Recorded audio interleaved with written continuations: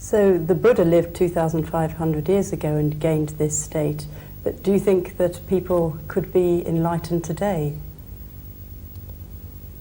One of the fundamental postulates of the Buddha's teaching is that it was not only possible for him to gain enlightenment or to see things as they really are, but that possibility is beyond or is within the scope of every single living human being.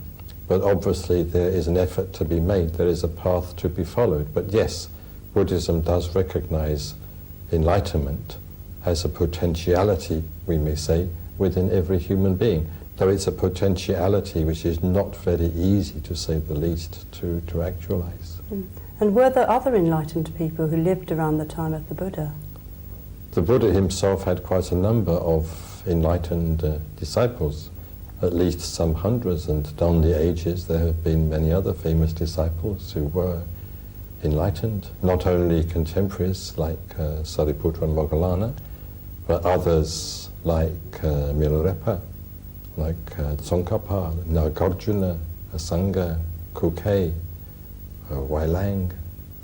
And was their enlightenment the same as the Buddha's enlightenment?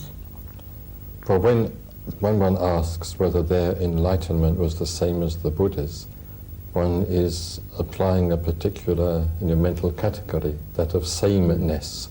So what does one mean by asking whether someone's enlightenment or someone's experience of any kind is the same as somebody else's? It's not very easy really to say. Traditionally, yes, it is believed that those who attained enlightenment after the Buddha attained, yes, in a sense, the same, inverted commas, enlightenment as the Buddha did. But we can't make that sort of statement too slickly, too easily. Perhaps it would be best to say that those who were regarded after the time of the Buddha as having gained enlightenment in the sense that the Buddha had gained it, showed the same kind of characteristics that the Buddha showed in his life as a result of their having had that experience. That is to say, they manifested wisdom, compassion, kindliness, freedom from negative emotion, freedom from delusion, and so on.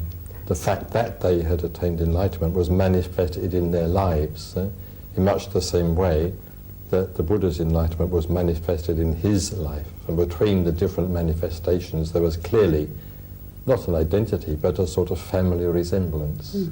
From that, it seems one can infer that they had attained the same enlightenment that the Buddha had.